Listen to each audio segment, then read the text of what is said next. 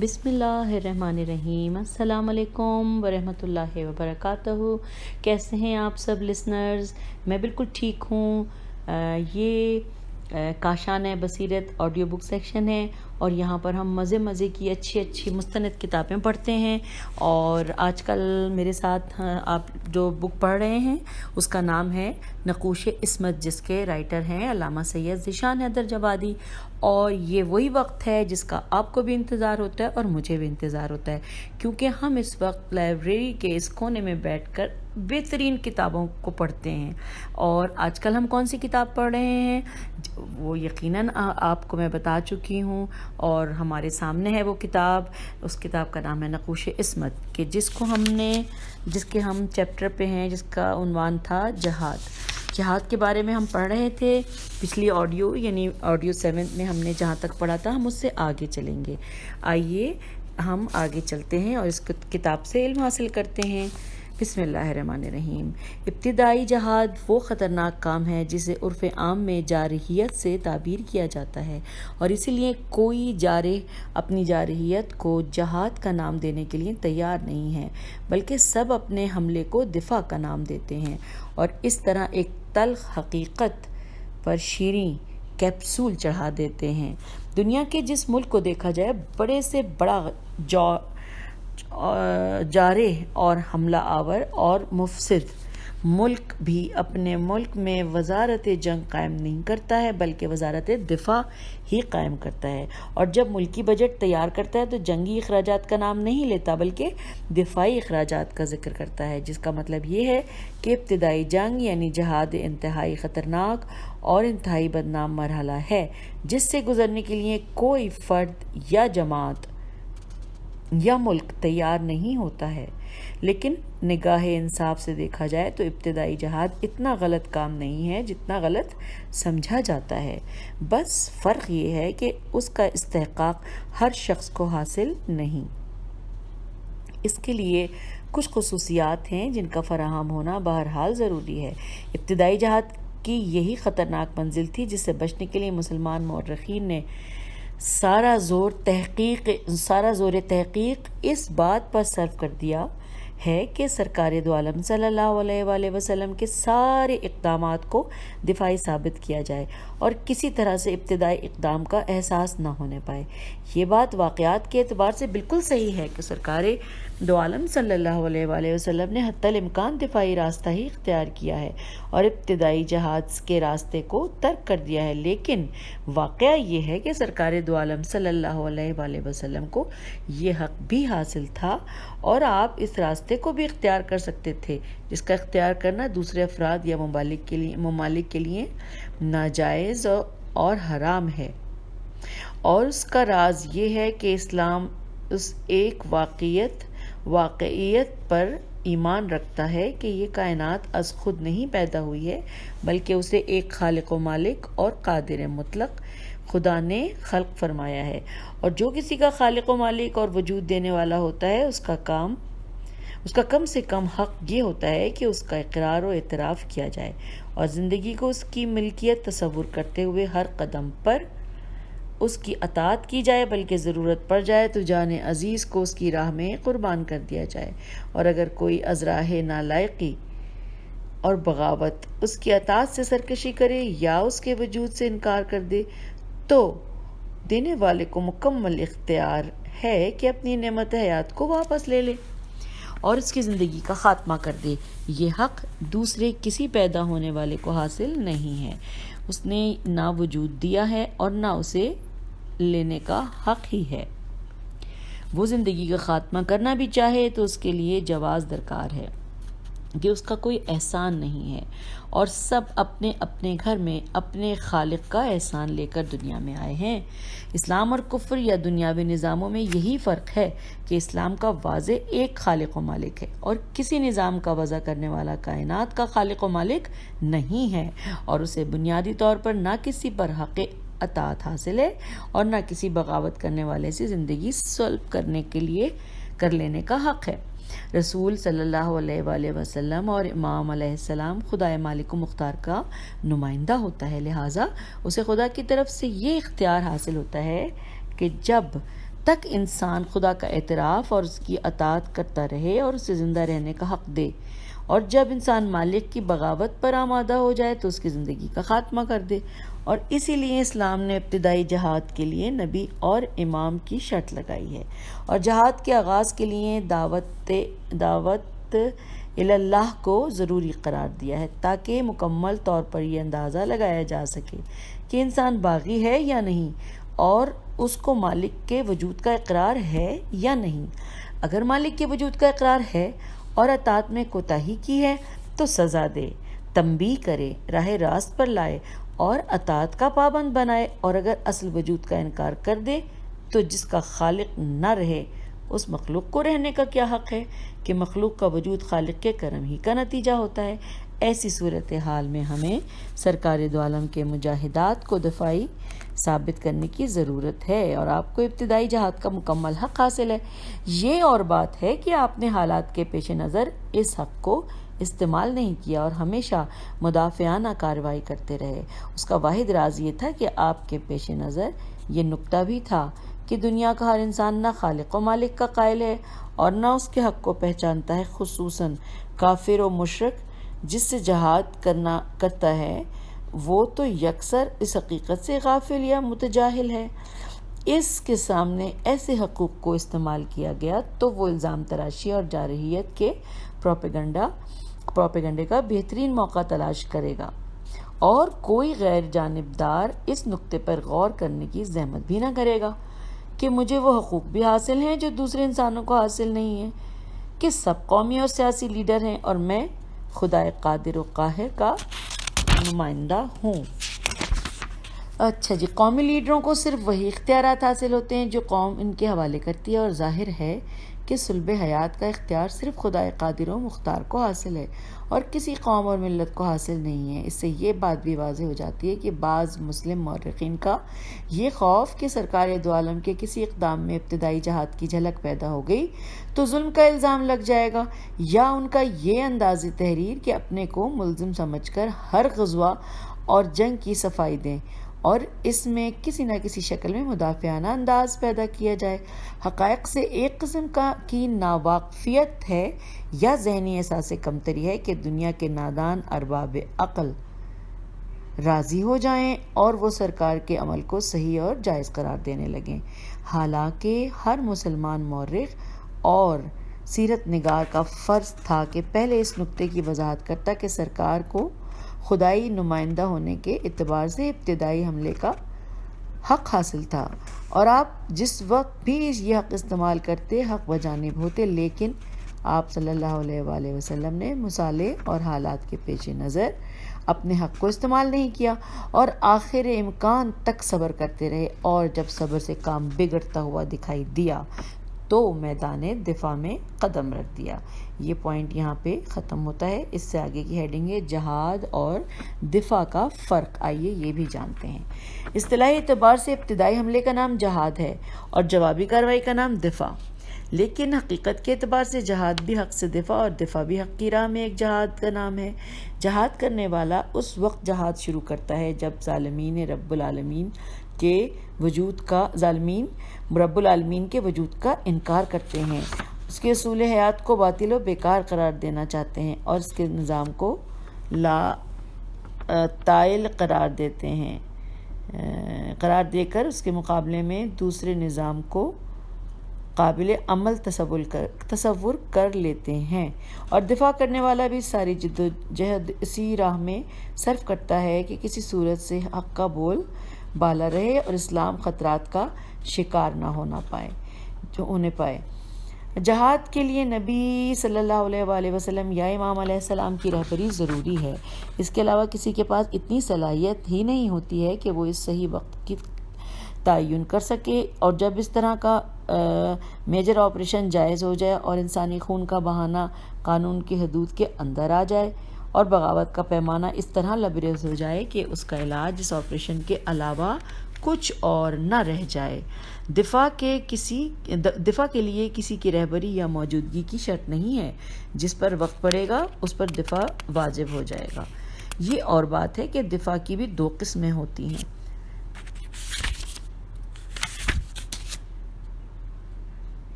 شخصی دفاع، اور دو قسمیں ہوتی ہیں جو میں نے ابھی آپ کو بتایا، شخصی دفاع اور مذہبی دفاع۔ شخصی دفاع کا مطلب یہ ہے کہ انسان ذاتی طور سے کسی مصیبت میں گرفتار ہو جائے، چور گھر میں گھس آئے، ڈاکو گھیر لے، قاتل حملہ آور ہو جائے اور جان، مال یا آبرو خطرے میں پڑ جائے، تو ہر شخص کا ذاتی فریضہ یہ ہے کہ ذلت کے راستے کو ترک کر کے مقابلہ کرے اور حتی الامکان اپنے جان، مال، آبرو کا تحفظ کرے، چاہے اس راہ میں ظالم کی زندگی کا خاتمہ ہی کیوں نہ کرنا پڑے۔ البتہ اگر اپنی زندگی کے خطرے میں البتہ اگر اپنی زندگی خطرے میں پڑ جائے تو دفاع میں حکمت عملی کا استعمال کرے کہ اسلام مال کی راہ میں جان قربان کرنے کی اجازت نہیں دیتا ہے، اور یہ فکر کرنے کی دعوت دیتا ہے کہ جان سے زیادہ عزیز کوئی شے نہیں ہے، اور جان ہی باقی نہ رہ گئی تو مال رہ کر کیا کرے گا۔ اس سلسلے میں چند مسائل بھی قابل ذکر ہیں۔ پہلا مسئلہ، ہر انسان پر اپنے جان اور مال اور آبرو کی طرف سے دفاع کرنا واجب ہے، چاہے اس میں حملہ آور کا قتل ہی کیوں نہ ہو جائے۔ دوسرا مسئلہ ہے جناب کہ خطرے کا تعلق اپنی جان کے علاوہ اولاد، متعلقین بلکہ خادم اور خادمہ سے ہو تو بھی دفاع ضروری ہے، چاہے حملہ آور کو قتل ہی کیوں نہ کرنا پڑے۔ تیسرا مسئلہ، اگر کوئی شخص زوجہ پر حملہ کرے تو اس کی عفت کا تحفظ بھی ضروری ہے، چاہے حملہ آور کے قتل ہی کے ذریعے کیوں نہ ہو۔ چوتھا پوائنٹ، مال پر حملہ بھی واجب الدفاع ہے، چاہے جس قیمت پر ہو۔ پانچواں پوائنٹ، اگر دفاع میں اپنی جان کا خطرہ پیدا ہو جائے تو جان اور آبرو کی راہ میں دفاع واجب رہے گا، مال پر جان قربان نہیں کی جا سکتی۔ چھٹا پوائنٹ، دفاع میں یک بارگی حملہ آور کے قتل تک نہیں پہنچ جانا چاہیے بلکہ تدریجی راستہ اختیار کرنا چاہیے، اور جب کوئی امکان نہ رہ جائے تو قتل کا راستہ اختیار کرنا چاہیے۔ ساتواں پوائنٹ ہے، احتیاط کے باوجود اگر حملہ آور کے قتل کی نوبت آ جائے تو کوئی ذمہ داری نہیں ہے، لیکن بد احتیاطی کی صورت میں اس کی زندگی کا خاتمے کا ضامن تصور کیا جائے گا۔ آٹھواں پوائنٹ ہے، دفاع کی صورت میں اگر فرار کرنے سے جان اور آبرو کا تحفظ ہو سکتا ہے تو قتل کا راستہ نہیں اختیار کرنا چاہیے۔ میدان جہاد سے فرار حرام ہے، گھر سے فرار حرام نہیں ہے۔ نواں پوائنٹ ہے، دفاع بہرحال واجب ہے، چاہے انسان یہ جانتا ہو کہ اس دفاع کا کوئی فائدہ نہ ہوگا۔ ذلت کے ساتھ سپردگی خودکشی یا زناکاری کے مترادف ہے۔ 10واں پوائنٹ ہے کہ اگر چور ڈاکو حملہ کرنا چاہیں اور انسان کو اطمینان ہو کہ کوئی نقصان نہیں پہنچا سکتے تو دفاعی اقدام صحیح نہیں ہے، اور اس صورت میں اقدام کرنے پر اگر چور یا ڈاکو قتل ہو گیا یا اس کے جسم میں نقص پیدا ہو گیا تو حملہ کرنے والا اس نقص کا ذمہ دار ہوگا۔ اسلام چور اور ڈاکو کے مقابلے میں بھی احتیاط اور دیانتداری کی دعوت دیتا ہے۔ 11واں پوائنٹ ہے، اگر چور نے حملہ کیا اور انسان نے اس کا ایک ہاتھ کاٹ دیا، پھر جب وہ بھاگنے لگا تو دوسرا ہاتھ بھی کاٹ دیا، تو ایک ہاتھ کے قصاص کا ذمہ دار ہوگا کہ وہ حملے کے خاتمے کے بعد کاٹا گیا۔ 12واں پوائنٹ ہے کہ اگر کوئی شخص اپنی زوجہ یا اولاد پر تجاوز کرتے دیکھے تو اسے ہر طرح کا دفاع کرنے کا حق ہے، چاہے بدمعاش کا قتل ہی کیوں نہ واقع ہو جائے، بلکہ اجنبی مومن اور مومنہ کی آبرو کی طرف سے بھی دفاع جائز ہے اور اس کے نتائج کی بھی کوئی ذمہ داری نہیں ہے۔ 13واں پوائنٹ ہے، اگر کسی نے اجنبی کو زوجہ کے ساتھ جمع کرتے دیکھا اور یہ اندازہ کیا کہ زوجہ بھی اس عمل سے راضی ہے تو وہ دونوں کو قتل کر سکتا ہے، اور کسی کے قتل کی کوئی ذمہ داری نہیں ہے، چاہے زوجہ دائمی ہو یا ممتوعہ مدخولہ ہو یا غیر مدخولہ۔ 14واں پوائنٹ ہے، واضح رہے کہ یہ سارے حقوق انسان اور اس کے ظالم کے درمیان ہیں کہ دفاع کرنے والے پر شرعاً کوئی ذمہ داری نہیں ہے، لیکن اگر ظالم نے عدالت میں مقدمہ دائر کر دیا تو قاضی کو شرعی قوانین کے مطابق فیصلہ کرنا ہوگا، اور واقعی مظلوم اگر اپنے مقدمے کو ثابت نہ کر سکا تو قاضی سزا دینے میں بہرحال حق بجانب ہوگا، چاہے سزا برداشت کرنے والا واقعتاً مظلوم ہو۔ لہٰذا دفاع کرتے وقت اس نکتے کی طرف بھی متوجہ رہنے کی ضرورت ہے۔ 15واں پوائنٹ ہے کہ اگر کوئی شخص کسی کے گھر میں جھانک رہا ہے تو صاحب خانہ کو حق ہے کہ اسے تنبیہ کرے، بلکہ بسا اوقات واجب بھی ہے، اور اس کے بعد باز نہ آئے تو اسے سزا بھی دے سکتا ہے، چاہے اس راہ میں بے دین کا قتل ہی کیوں نہ ہو، لیکن دفاع کا تدریجی ہونا ضروری ہے۔ حد سے تجاوز کرنے میں دفاع کرنے والا بھی سزا کا حقدار ہو سکتا ہے۔ مظلومیت گناہوں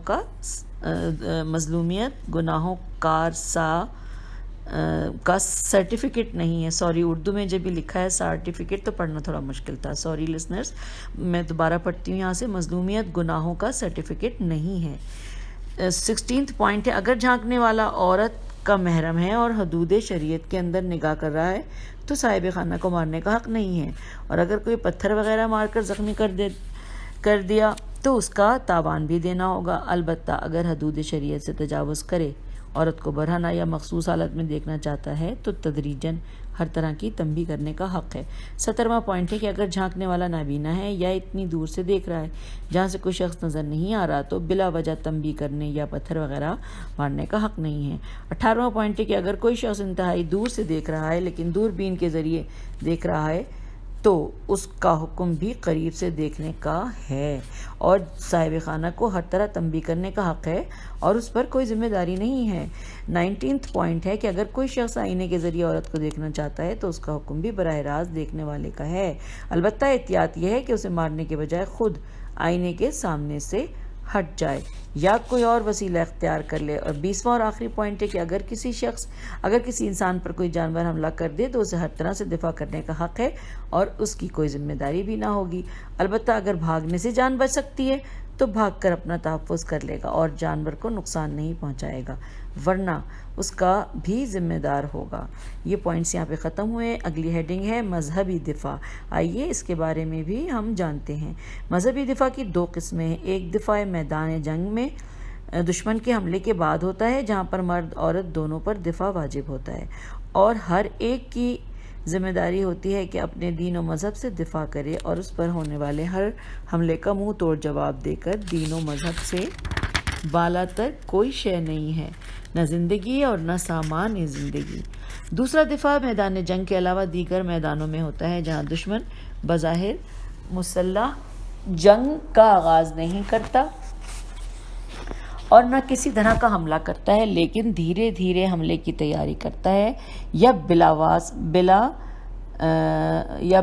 بلاد اسلامیہ پر سیاسی، اقتصادی، اخلاقی، تہذیبی حملے کر کے اس کے وجود یا تشخص کو تباہ کر دینا چاہتا ہے، تو ایسی صورت میں بھی مسلمان پر دفاع واجب ہے، اور یہ ممکن نہیں کہ انسان اس وقت کا انتظار کرے کہ جب مسلح حملہ ہو جائے اور دفاع کے امکانات ختم ہو جائیں یا مشکل ہو جائیں۔ ٹھیک ہے جی، اسلام پر ہونے والے کسی بھی حملے یا حملہ کی تیاری کا جواب دینا ہر مسلمان کا فرض ہے۔ جس طرح کا حملہ ہوگا اسی طرح کا جواب دیا جائے گا، اور جس طرح کے جواب کی ضرورت ہوگی اسی طرح کے انسان پر جواب واجب ہوگا۔ کبھی جواب ہر انسان پر واجب ہوگا، کبھی صرف صاحبان صلاحیت و استعداد پر واجب ہوگا، کبھی نوک زباں سے جواب دیا جائے گا، کبھی نوک قلم سے کام لیا جائے گا، اور کبھی جان و مال کی قربانی کے ذریعے مقدسات اسلام کا تحفظ کیا جائے گا۔ مذہب کے خطرات سے آنکھ بند کر لینا اور اسے ظالمین کے رحم و کرم پر چھوڑ دینا دنیا کا سب سے بڑا جرم ہے، جو کسی قیمت پر قابل معافی نہیں ہے۔ اس سلسلے میں حسب ذیل مسائل قابل توجہ ہیں۔ پہلا پوائنٹ ہے کہ اگر اسلامی ملک یا سرحدوں پر ایسے دشمنوں کا حملہ ہو جائے جن سے اصل اسلام یا اس کی حیثیت واقعی کو خطرہ ہو، تو تمام مسلمانوں کا فرض ہے کہ جان و مال کی قربانی دے کر اسلام سے دفاع کریں، اور اس سلسلے میں امام علیہ السلام یا نائب امام علیہ السلام کی اجازت کی بھی ضرورت نہیں ہے۔ یہ ایک ہنگامی فریضہ ہے جو ہر مسلمان پر عائد ہوتا ہے، اور اس کی راہ میں ہر قربانی جائز ہے۔ دوسرا پوائنٹ ہے کہ اگر ممالک اسلامیہ پر کفار کے زیادہ تسلط اور بالآخر ان پر قابض ہو جانے کا خطرہ ہو تو اس سے بھی بہر صورت دفاع واجب ہے۔ اگر اسلامی معاشرے پر سیاسی یا اقتصادی غلبے کا سلسلہ شروع ہو اور نتیجے میں سیاسی سپردگی کا خطرہ ہو تو اسی طرح کے اسباب و عوامل کے ذریعے مقابلہ ضروری ہے، اور کم سے کم قطع تعلقات تو بہرحال لازم ہے۔ چوتھا پوائنٹ ہے کہ اگر تجارتی تعلقات میں کفار کے ممالک اسلامیہ پر غلبے کا خطرہ پیدا ہو جائے اور اس راہ سے استعمار ملک میں داخل ہو رہا ہو تو مسلمانوں کا فرض ہے کہ اس تجارت کا بائیکاٹ کریں اور دشمنوں کے ہاتھ کاٹ دیں۔ پانچواں پوائنٹ ہے کہ اگر مسلمان اور غیر مسلمان ممالک کے سیاسی تعلقات سے غیر مسلمین کا تسلط کا اندیشہ پیدا ہو جائے تو حکام کا فرض ہے کہ ان تعلقات کو فی الفور ختم کر دیں اور کفار کے سیاسی نفوذ کو آگے نہ بڑھنے دیں، اور عوام کا بھی فرض ہے کہ وہ اپنے احکام کو ان خطرات کی طرف متوجہ کریں، اور وہ متوجہ نہ ہوں تو ان کی حکومت کا خاتمہ کر دیں تاکہ کفار کا اثر و رسوخ بڑھنے نہ پائے اور ممالک اسلامیہ مزید خطرات سے دوچار نہ ہوں۔ چھٹا پوائنٹ ہے، عالم اسلامی ایک عالم ہے، اسے ممالک اور شہروں میں تقسیم نہیں کیا جا سکتا، لہٰذا ایک ملک پر حملہ سارے عالم اسلام پر حملہ تصور کیا جائے گا، اور تمام ممالک کا فرض ہوگا کہ سب مل کر اس ملک سے دفاع کریں۔ ساتواں پوائنٹ بھی سن لیجئے، اگر ایک مسلمان غیر مسلم طاقتوں سے ساز باز کر کے اسلام کو نقصان پہنچانا چاہے تو مسلمانوں کو حق نہیں ہے کہ اسے ملک کا داخلی معاملہ قرار دے کر سکوت اختیار کریں، بلکہ سب کا فرض ہے کہ اس سازش کا سدباب کریں اور حکومت کو ان تعلقات کے توڑنے پر مجبور کریں تاکہ عالم اسلام کسی عظیم خطرے سے دوچار نہ ہو۔ 8واں پوائنٹ، اگر کسی مسلمان ملک کا حاکم یا ممبر پارلیمنٹ کفار کے سیاسی یا اقتصادی غلبے کا سبب بن رہا ہو تو تمام مسلمانوں کا فرض ہے کہ اسے فی الفور معزول کر دیں اور اسے قرار واقعی سزا دیں، اور کم از کم اس کا سماجی بائیکاٹ کریں تاکہ دوسرے افراد میں اس طرح کی سازش کا حوصلہ نہ پیدا ہو۔ 9واں پوائنٹ ہے نواں کہ اگر کسی ملک یا فرد کے کافر ممالک یا افراد سے تجارتی تعلقات سے اسلامی بازار اور مسلمان اقتصاد کو خطرہ لاحق ہو تو تمام علماء اسلام کا فرض ہے کہ اس اقدام کے خلاف سفارہ ہوں، ان معاملات کو حرام قرار دیں اور امت اسلامیہ کو مقاومت پر آمادہ کریں۔ ایسا نہ ہو کہ اسلامی مملکت خطرے میں پڑ جائے اور کفار اسلام پر غالب آ جائیں۔ 10واں پوائنٹ ہے تجارتی سیاسی تعلقات اور روابط کی طرح تہذیبی اور کلچرل تعلقات بھی ہیں کہ اگر کوئی مسلمان ذی اثر فرد یا حاکم کفار کی تہذیب اور ان کے کلچر کو رواج دینا چاہے اور اس طرح اسلامی اقدار خطرے میں پڑ جائیں تو اس تہذیب اور کلچر کا مقابلہ کرنا بہت ضروری ہے اور اس کی راہ میں سد سکندری بن کر کھڑا ہو جانا لازم ہے۔ اسلام کا سب سے بڑا سرمایہ اس کی تہذیب، اس کا کلچر اور اس کے اپنے اقدار ہیں۔ ان اقدار پر کسی کا حملہ برداشت نہیں کیا جا سکتا۔ ایک مسلمان کے لیے جو اہمیت ایک مسجد، ایک بارگاہ، ایک مقدس مقام کی ہے وہی اہمیت اسلامی تہذیب اور اقدار کی ہے، بلکہ تہذیب اور اقدار پر حملہ مسجد و بارگاہ پر حملے سے زیادہ شدید ہے کہ مسجد سے فقط ایک عمارت خطرے میں پڑتی ہے اور تہذیب کے فنا ہو جانے سے سارا مذہب خطرے میں پڑ جاتا ہے۔ مذہب ہوا میں معلق ہونے اور کتابوں میں درج ہونے کے لیے نہیں ہے، مذہب سماج میں رائج ہونے کے لیے آیا ہے۔ جب رواج ہی کے راستے بند ہو جائیں گے تو پھر کیا باقی رہ جائے گا اور اس کے کتابی وجود کا کیا محصل ہوگا؟ یہاں پہ کوسچن مارک کے ساتھ یہ والا چیپٹر ختم ہوتا ہے۔ اگلا ٹاپک ہے کہ جس کا نام ہے کہ جس کی ہیڈنگ ہے یہودیوں سے مقابلہ۔ آئیے یہ بھی پڑھ لیتے ہیں، ابھی ہم اور تھوڑی دیر پڑھ سکتے ہیں۔ ذی-قعدہ سن 6 ہجری میں حدیبیہ میں فتح مبین حاصل کرنے کے بعد سرکار دو عالم مدینہ واپس آئے اور صرف 20 دن قیام کرنے کے بعد خیبر کے لیے نکل پڑے۔ مسلمانوں کی زندگی مسلسل جہاد تھی اور سرکار دو عالم اسلام کے تحفظ کا کوئی لمحہ فروغ گزاشت نہ کر سکتے تھے۔ مدینے کی 10 سال کی زندگی میں 80 سے زیادہ مجاہدات اس بات کی دلیل ہیں کہ سرکار دو عالم کو ایک لمحہ بھی چین نہیں مل سکا اور مسلمان مسلسل کمر بستہ جہاد رہے کہ جیسے ہی اشارہ ملا میدان جہاد کے لیے روانہ ہو گئے۔ انجام کار سب کا مختلف رہا لیکن میدان جہاد تک جانے میں سب کے حوصلے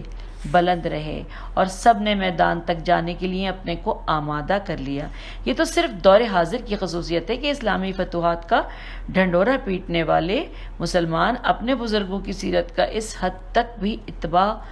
نہیں کرتے کہ کم سے کم میدان جہاد تک ہی چلے جائیں، بلکہ صرف فوجوں کو بھیج کر جہاد کا مقدس فریضہ ادا کر دیتے ہیں اور خود قصر حکومت کے اندر سنہرے روپہلے خواب دیکھتے رہتے ہیں۔ خیبر کے علاقے کے قریب پہنچنے کے بعد سرکار دو عالم نے توقف کیا اور بارگاہ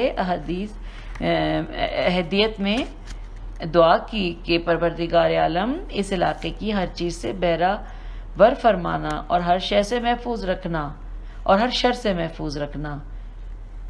اس کے بعد آپ نے علاقے میں قدم رکھا اور بلا مقابلہ مرحب اور عامر کے درمیان ہوا، جس میں پہلا مقابلہ مرحب اور عامر کے درمیان ہوا، جس میں مورخین کے قول کے مطابق عامر کام آ گئے اور بعض مسلمانوں نے اسے خودکشی کا درجہ دے دیا کہ طاقت کا اندازہ کیے بغیر اور اسلحے کا مکمل انتظام کیے بغیر مقابلے پر کیوں گئے۔ سرکار دو عالم صلی اللہ علیہ وآلہ وسلم نے ٹوک کر فرمایا، خبردار یہ نہ کہنا عامر نے دوہرا ثواب حاصل کیا ہے۔ اچھا، اس واقعے سے بھی معلوم ہوتا ہے کہ مسلمان روز اول سے یہودیوں کے مقابلے میں اسلحے کی فراہمی کو اہمیت دیتے تھے اور مقابلے سے گریز کرتے تھے، جس کے نتیجے میں کوئی مقابلے پر آ گیا بھی تو اسے خودکشی کا طعنہ دے دیتے تھے۔ مسلمانوں کی تاریخ 14 صدیوں میں 1 انچ بھی اپنے مرکز سے نہیں ہٹی ہے اور صورتحال آج بھی بدستور برقرار ہے کہ کوئی جہاد کے لیے تیار ہی نہیں ہے اور سارے حکام جہاد کرنے والوں کو کمزور خیال کر رہے ہیں۔ اس واقعے کے بعد سرکار دو عالم صلی اللہ علیہ وآلہ وسلم نے خیبر کا محاصرہ فرما لیا اور محاصرے کے بعد پہلے حضرت عمر بن الخطاب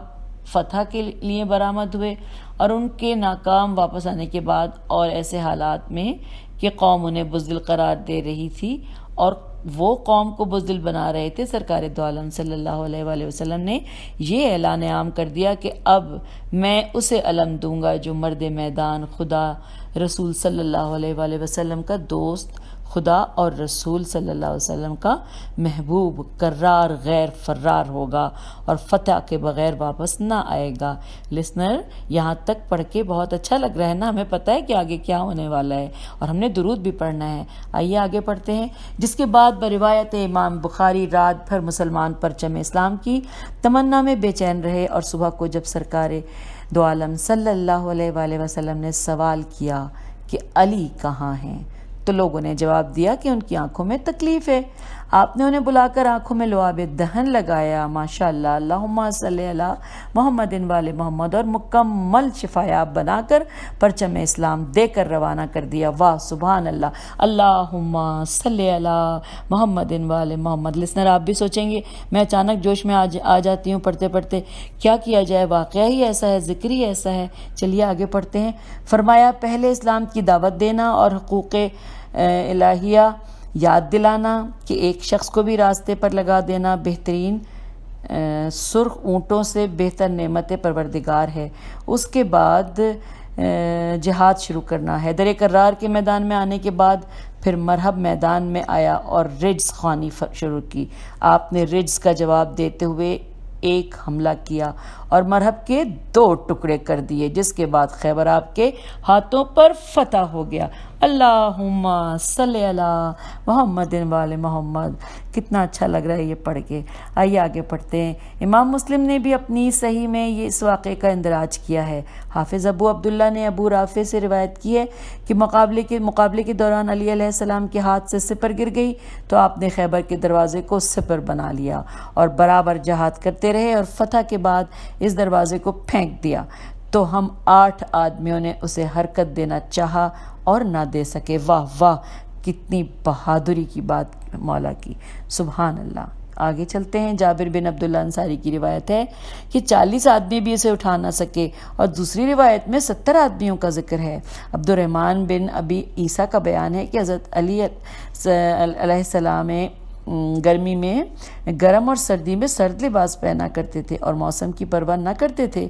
تو میرے بعض ساتھیوں نے مجھ سے اس راز کو دریافت کیا، میں نے اپنے والد سے دریافت کیا تو انہوں نے بتایا کہ خیبر کے میدان میں حضرت ابوبکر اور حضرت عمر کے شکست کھا جانے کے بعد پیغمبر اکرم نے اعلان کیا کہ اب علم کرار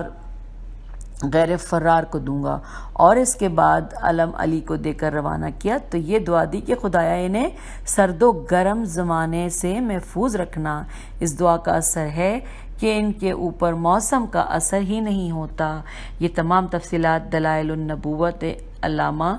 بہیقی میں موجود ہیں۔ واہ سبحان اللہ۔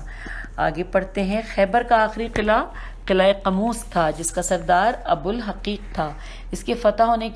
کے ساتھ ابو الحقیق کے فرزند نے سرکار دو عالم صلی اللہ علیہ وآلہ وسلم سے معاہدہ کر لیا، اور اس کے بعد اہل فدق بھی معاہدے پر تیار ہو گئے، اور اسلام نے جن ہاتھوں سے حدیبیہ میں فتح حاصل کی تھی، انہی ہاتھوں سے خیبر بھی فتح کر لیا۔ سبحان اللہ۔ اس واقعے کے بعد بعض حساس پہلوؤں کو نظر انداز کرنے کے بعد بھی حسب ذیل مسائل سامنے آتے ہیں۔ آئیے ہم ان کو بھی پڑھ لیتے ہیں۔ یہ چند پوائنٹ ہیں۔ پہلا پوائنٹ ہے کہ یہودیوں کا مقابلہ اتنا سخت مقابلہ تھا کہ